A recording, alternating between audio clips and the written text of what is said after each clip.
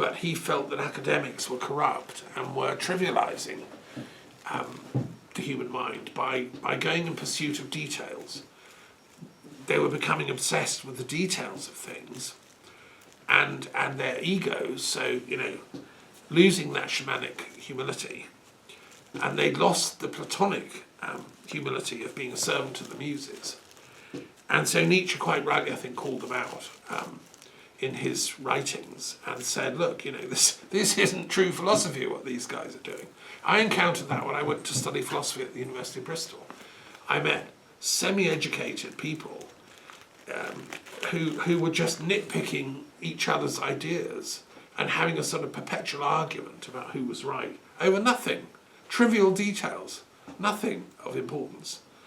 And that was why I felt Nietzsche was having the courage to point all this out.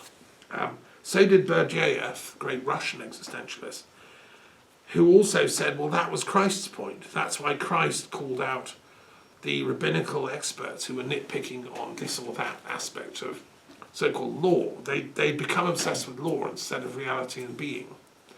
It's being comes first, which means people having enough to eat, people having access to healthcare, people having enough access to education.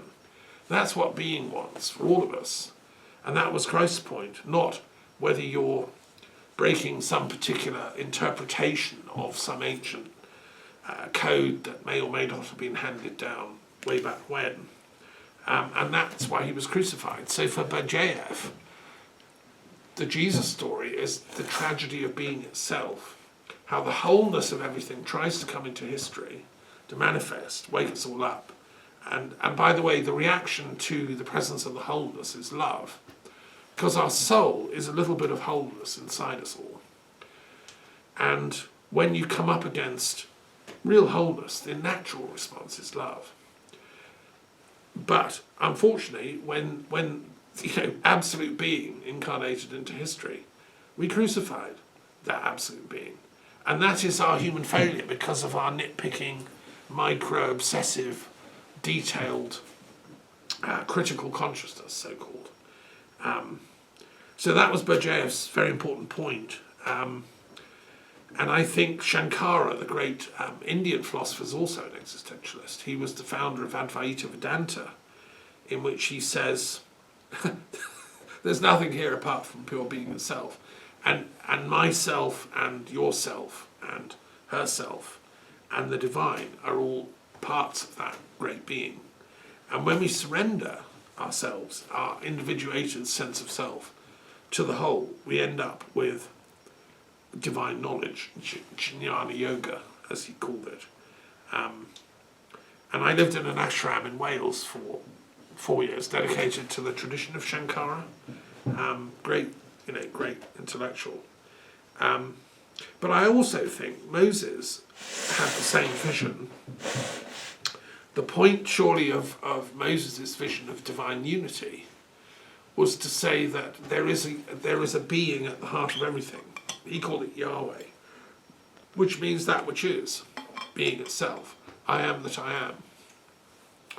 And so there's a long tradition in Judaism of existentialism. A chap called Shestov, a most recent Jewish existentialist, very deep thinkers.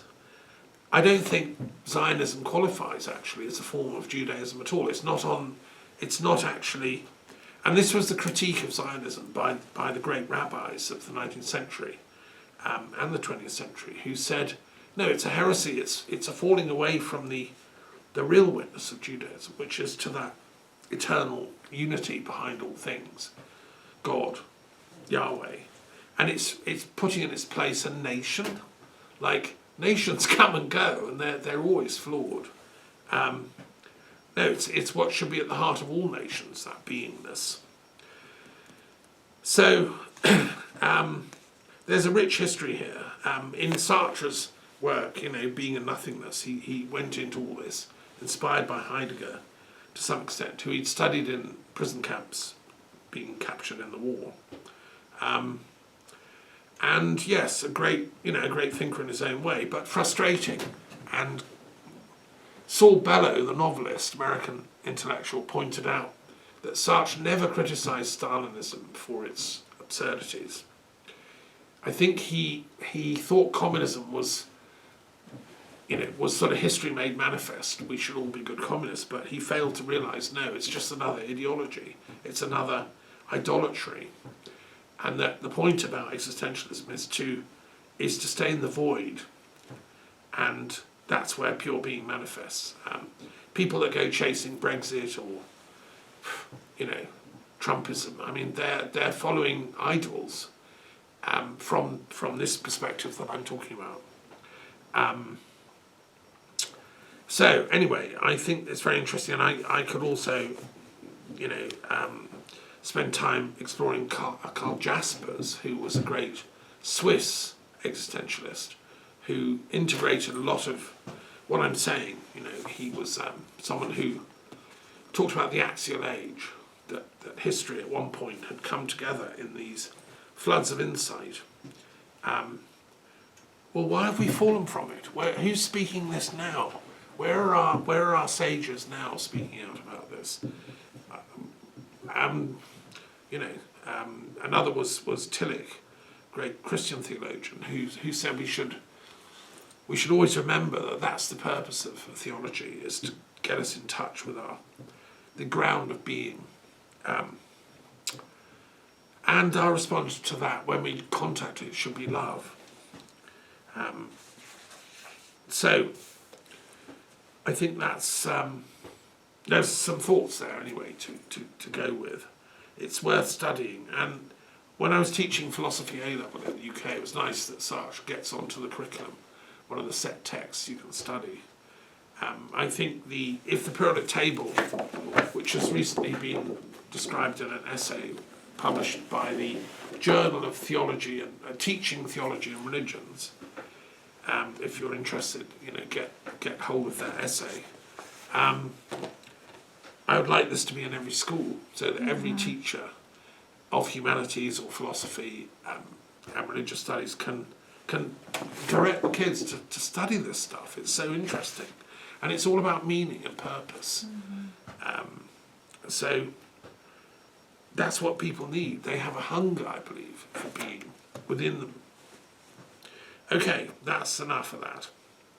Any comments, any questions? Just one. Because I actually have never had any idea of what existentialism means, and I have this issue with a lot of schools in philosophy. I think it's because when I actually read the writers that are coined as part of the movement, I interpret widely different opinions that they have. So I can never actually figure out what does somebody mean when they say I'm an existentialist or I'm in the existential philosophy. Always this schools of thought seem to just have they don't seem to integrate us any idea of what this actually means. So I'm asking, what is your one line answer to what is existentialism? If someone says I'm an existentialist, what knowledge can I gather from there? As simply put as possibly. Sure. Well, it's a philosophical school tradition which seeks to pare down philosophy to the core basics of the study of being as such, and how that manifests, and of course different philosophers and different traditions will interpret it differently, and that's quite right. I've tried in my book, Being and Knowledge, to answer that question properly, in depth. But I think you don't have to read books to be an existentialist. You just have to look inside your own mind, your own heart. We are human beings. We carry the secret within us. Poets carry it too. Because I believe poetry is another way of encountering existence and being. It's another response from the human heart. And many great poets have also been existentialists, and many philosophers that practice existentialism have also been poets. And I think that's right. Poetry is a natural response, I think, by a soul in wonder. And sometimes in despair, because life seems absurd sometimes, and cruel, and people are suffering as I'm talking, being bombed or homeless, penniless, can't afford healthcare. why is this cruel world set up like that? These are questions that existentialists have struggled with. Why was there a Holocaust? Why now Israel is, damaging and destroying its own reputation with its cruelty to the Palestinians? And, these are all big existentialist questions which we have a right to ask and, the duty to try and find answers. I think one thing that existentialism is quite strong on is it's not happy with the cardboard cutout view of God. Everything's all right with the world. Here's God, he's going to save everything. It's that, I think, in the in the modern era of mass nuclear weapons and holocausts and Pol Pot, and we can't, that's a bit trivial and childish. We have to struggle with these bigger questions about human evil and where that comes from. So those are some of the things I would answer. Sorry, it wasn't a one-line response, but I hope it's useful. Can I just ask you in return, because you've discovered something about Nietzsche, that he wrote poetry. Can you just tell me something about that? Because that fits in with this idea of the poet and the philosopher as a kind of unity. Why aren't those poems more often reproduced? Do you know?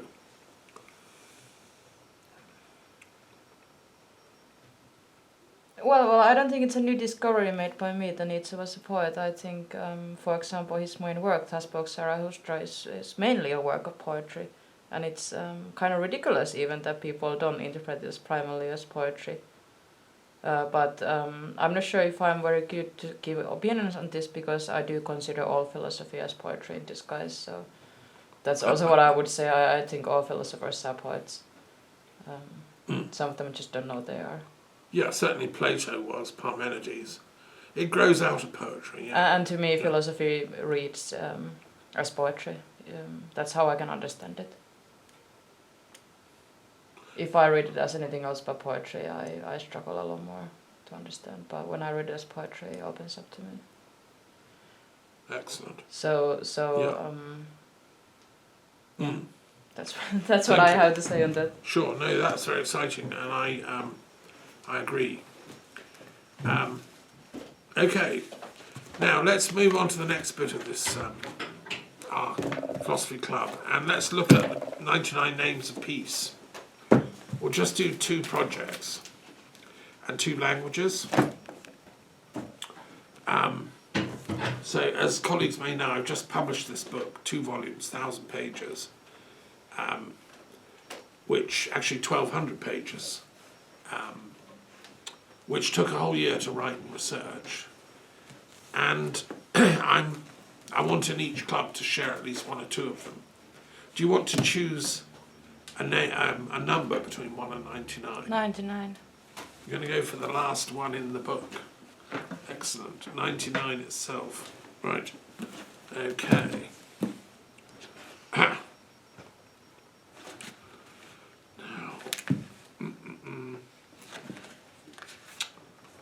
Right. Oh, actually, this is a really interesting one. I enjoyed writing this one. I mean, I enjoyed them all, but this one was, pretty awesome. So the language is called Dogon, and it's from Mali in French Africa. And its word for peace is Siwa, or Siwu. It's a small tribe that has kept its cultural identity in a sea of Islam and Christianity. A lot of people in Mali are either Christian or Muslim. These are pagans. And when the French were running Mali as a part of their African empire, so to speak, anthropologists went and met these people from the Dogon culture, got to know them very well, and interviewed them, and wrote down what they discovered. It's thought there's between now 400 and 800,000 speakers of the Dogon language. Dogon are best known for their religious traditions, their masked dances, wooden sculpture, and their architecture. And one thing I discovered, which is, I find this extraordinary, the main Dogon area is bisected by a huge escarpment, which is like a cliff made of sandstone, up to 500 metres high, and it runs for 150 kilometres through their territory, and they live on the cliff. They've built their houses into the sandstone cliff, a bit like the mesas of America, Arizona and stuff, where the Hopi sometimes have their villages and things. So they've built these incredible shelters. Now, why did they do that? Because they couldn't be conquered and converted forcibly to Islam or Christianity. They did it to preserve their culture. They went up the cliff, and it really is an extraordinary fact of history. So, different tribes of the Dogon, speaking slightly different dialects, live in different places along this 150 kilometre range. And they have lands above where they do a bit of growing of crops and so on. And there's rivers that provide water and so on. So it's an extraordinary culture. And they tell tales that before they got to these cliffs and took up residence, there were the Telem, which is the old people, like thousands of years before. What do they believe in? So they have initiatory traditions, going back to the shamanic stuff we were talking about. In Africa, the shamanic traditions live on in cultures like the Dogon. There are two main shamanic initiatory procedures for men and for women. Unlike Finnish, they have gendered language. And not only that, they even have a special language of Dogon for males and a special for females, which is spoken in the initiatory societies. So if you're a woman growing up, you will be taught the female language, and if you're a male, the male language. The French anthropologist Griol and his colleague Germaine Dieterlen worked in Mali in the 1930s and 40s. And they learned the language, and they were able to talk to them and learn their mysteries. They shared with them as if they were initiates. And what's so extraordinary about the teachings is that it was revealed to Griol by the elder of one of the tribes that their oral tradition says that we humans didn't come from this planet. We humans descended from another star system. We arrived on this planet. And this was really interesting to the French anthropologist. It's not often you get told that. And he said, well, where do you come from? And they pointed to the star Sirius, which is very bright in the sky, we all know it, and said, well, our home world circulated around a star next to Sirius. Not the Sirius we can all see, the big bright one, but another star that is near it. Now, what's so interesting is that astronomers didn't discover that Sirius actually has another star until very recently. And there's no way that these Dogon tribespeople could have known about Sirius B, as it's called. And yet that was one of the highest revelations of their initiatory tradition. So, this has rocked the world of scholarship. I first became aware of this when I read a book called The Sirius Mystery by Robert Temple back in the 80s. He's gone into it all in detail. But I've come to the view that it must be true, that some humans at least were seeded from other world systems, possibly including the Dogon. But it's a hypothesis. I'm not claiming that. I'm just saying this is interesting evidence. And yes, so they love marriage. They have a great sense of harmony between the genders. Love is very, very important for them. And I've explained in the text all the details of their culture. It's absolutely fascinating.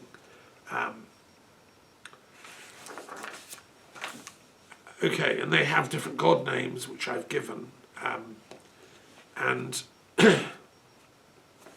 I won't give, I can't explain the whole thing, but the word for peace is siwa. The word for the sacred is songo. They have a word for shaman, which is a hogon. Hogon. Wisdom is jeye. Truth is incredibly important, and it's lo. This is related to cosmic order. If you maintain truth, the society will be maintained. That's why, from a Dogon perspective, the lies that have been going on social media, the lies that brought Trump to power, and Brexit, it's just ridiculous. Things fall apart unless people stay with low truth. Knowledge is nu, and I think that's interesting from my etymological analysis of sounds. The etymology of words to do with N is usually relating to interior intellecting. So it's very interesting. The Dogon has nu, which the Greek has nous for intellect. A prophet is a fey, which is, again, correlates to my psychoetymological study of language sounds, because it often means to speak. A prophet is from the same root, and also professor. Fe is an outward going thing. Soul is nomo, which we all have. And healing is bia, which is a physical and spiritual thing. Anyway, that's the language of the 99th Names of Peace entry. So what's the project? Well, this project's, I think, really exciting. And what I've done is I've chosen projects that fit with the language, right? This project is called Stellar Evolution and the Future of Human Developments. So I'm looking ahead to the future of this planet. We've come a long way. We've been here at least a few million years as semi-intelligent hominids growing into humans. Where are we going next? I mean, assuming we don't self-destruct the planet with our misuse of technology and our misuse of knowledge and our failure to uphold the moral laws behind the universe, let's say we continue to thrive and the Trump types go back to college, go back to school and learn about truth and its importance.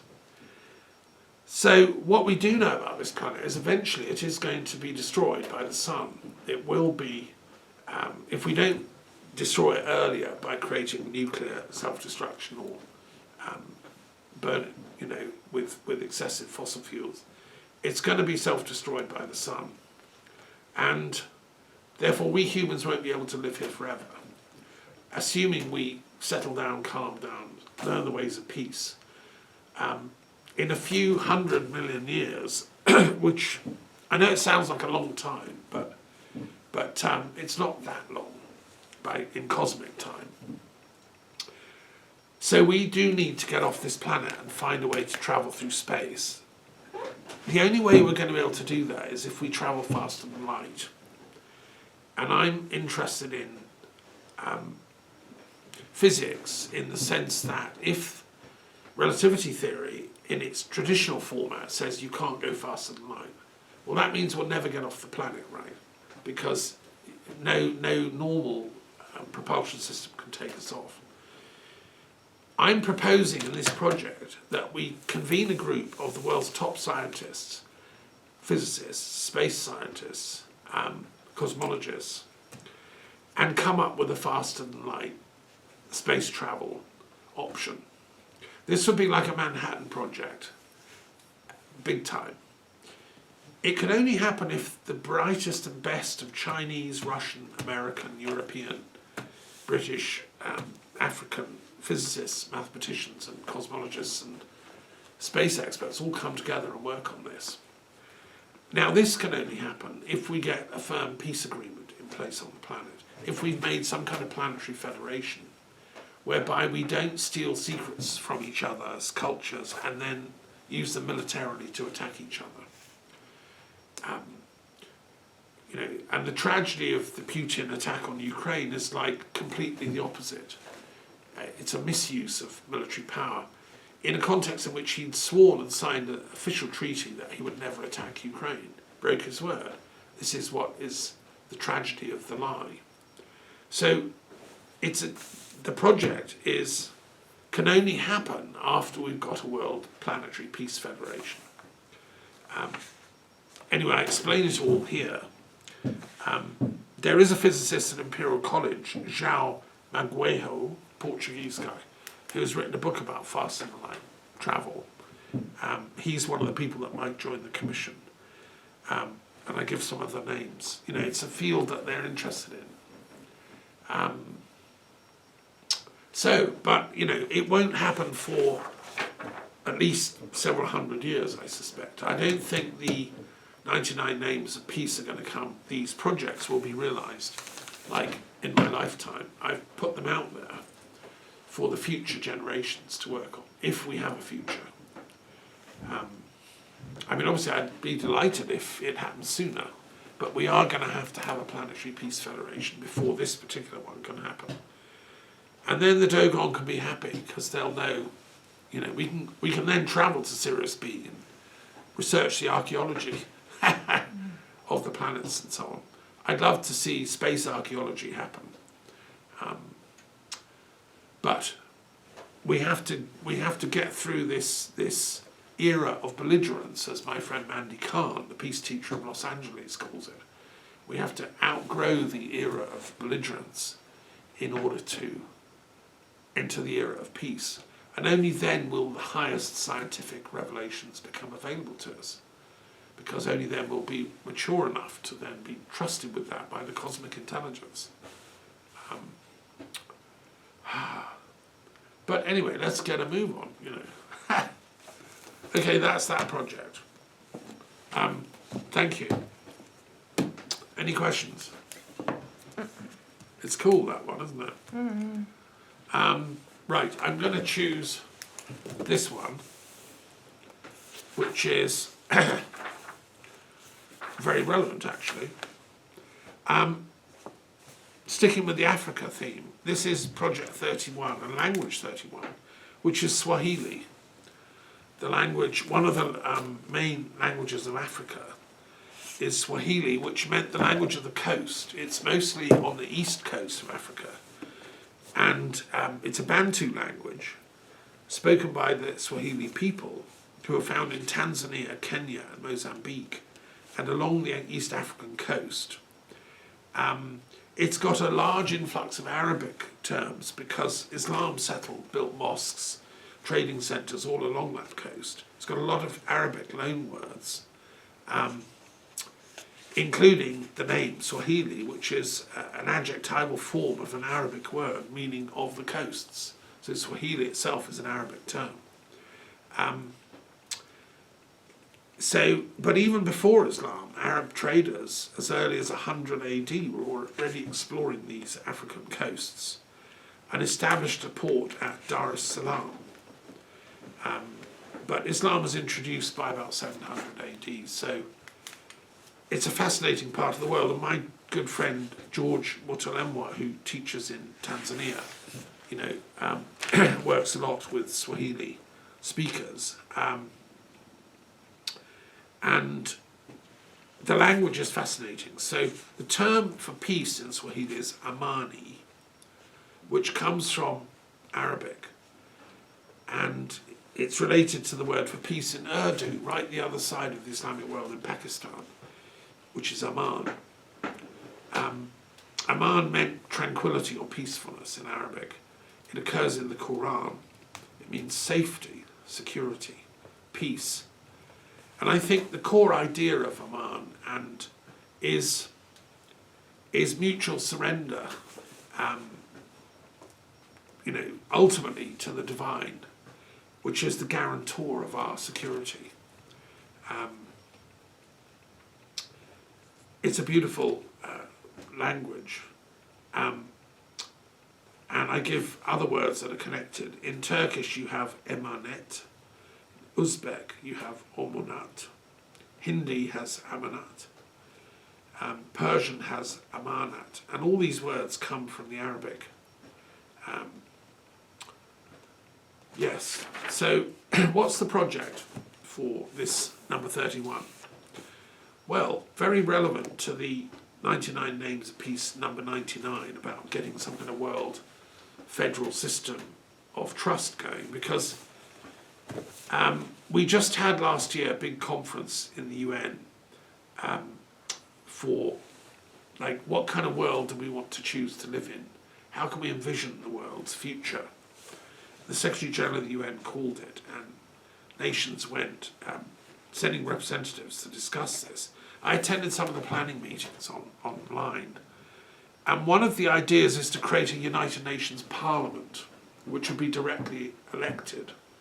The current UN General Assembly are all appointed by governments, which are of different democratic provenance, and some are autocratic, some are dictatorships, some are absolute monarchies. So the UN is really unable to address some of the most pressing issues on the planet because too much politics is going on. And that's even before we start talking about the UN Security Council veto, where the 5 permanent members of the UN Security Council can veto anything that comes from the General Assembly, as America has consistently been vetoing anything to do with establishing Palestine and Palestinian rights, because it's sort of 100% identified really with Israel as a project, with Zionism as a project. And I think this is this is therefore pointing to a problem in the world political system. And Russia also has a veto, so it was able to veto stuff about getting Ukraine a safety zone, permanent peace and so on. So the proposal has come forward that we should therefore have a UN Parliament. We don't have a world democracy at the moment. We have a world fig leaf body which is just appointed by politicians, many of whom get into power, I'm sorry to have to say this, but through fairly dodgy methods, by clawing their way into positions of power, by being the nastiest guy on the block, and by lying the most. We've got to the point where politics has become the art of successful lying. Well, this is the complete opposite of what Aristotle wanted, with politics about achieving happiness for the collective. So anyway, the idea is to create a United Nations Parliament, and the proposal has come forward that it should be held in either Tanzania or in Nairobi, Kenya, within a Swahili kind of cultural orbit. And I think this is a great idea. I'd love to see a UN Parliamentary Assembly. And I think it should be in Africa, because we have the UN buildings in Geneva, they have them in New York. Let's have one in Africa which would speak for the people, and it'd be directly elected.